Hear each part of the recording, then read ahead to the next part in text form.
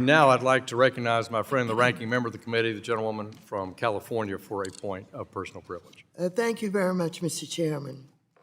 I would like to acknowledge Esther Kong, the Democrats' chief counsel, who will be departing Congress at the end of this week. Esther has served ably on my staff for 11 years. She first joined the committee in 2014 as a fellow, fresh out of law school. She quickly distinguished herself with a sharp thinking and keen sense for public policy, and was soon hired full-time onto the committee staff.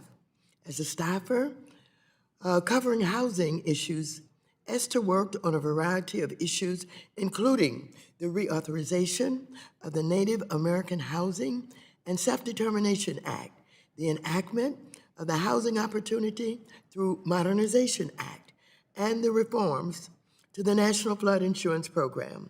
Later, she became our Director of Housing Policy, leading a team of housing professionals and shepherding the committee's response to the housing challenges caused by the COVID-19 pandemic, though the House and into law. In 2020, Esther was promoted to be the committee's chief counsel, and in that role, she has refined the committee's processes and procedures, expanded our member services operation, worked across the aisle on bipartisan legislation, and given the Republicans a hard time on every now and then. When it comes to enforcing the rules, Esther is driven, determined, and hardworking, but also very kind, thoughtful, and a mentor to current and former staff, many of whom are now her close friends outside the office. She's a proud wife to her husband, Corey, who is a teacher at a DC school, and she is even prouder godmother to Hosea, who we see and hear in the office from time to time.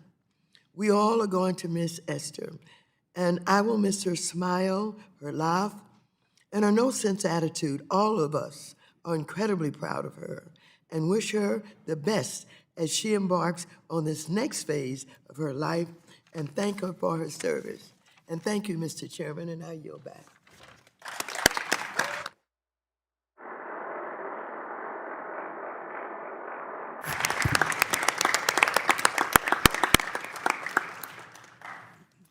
I thank the ranking member. I couldn't agree with her more on the incredible, wonderful staff we have on both sides of the aisle and how we're grateful for their service to the committee and on behalf of the American people.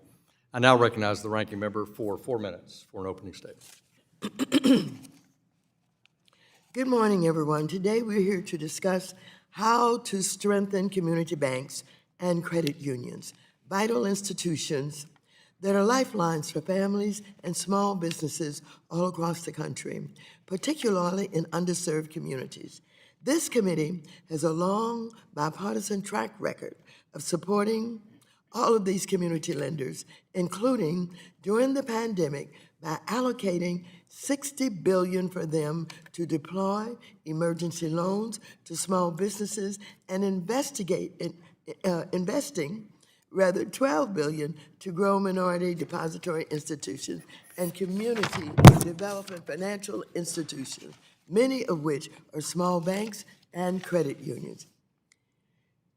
If it were any other day, I would say that I hope we can build on these efforts, including by passing my bill to expand depository insurance to protect the payrolls of small businesses and their employees who want to keep their money at their banks. But I cannot do so as an unelected billionaire, Elon Musk, seizes control of the American people's money.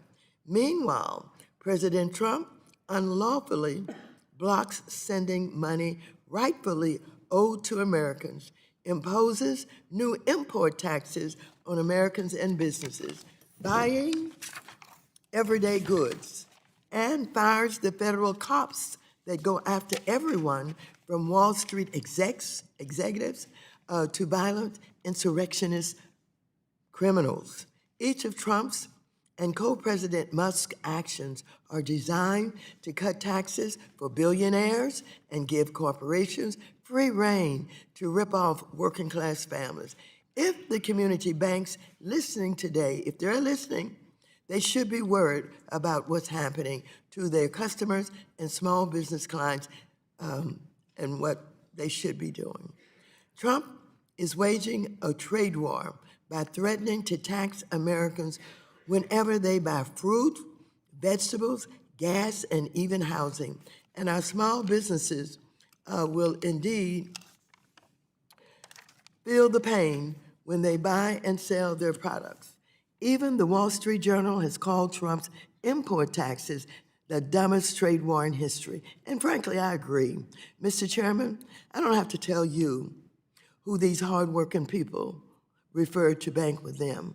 That's right, community banks and credit unions. I know Republicans have noticed several so-called reform bills, but bank exam appeals, reporting requirements, and even capital levels completely misses the point when community banks' customers are being fleeced. Trump and his team are firing hundreds of federal regulators hired in the last 2 years. This was after Trump imposed a hiring freeze, gutted fair hiring initiatives mandated by law, and suspended all enforcement of consumer laws so that big banks like Wells Fargo can go right back to their old tricks. I know that you are sincere, and I know that you have done a lot for community banks and you want to continue to do. And we want to work with you, but it's difficult when the President of the United States is offering initiatives and executive orders that really undermine community banks. I yield back.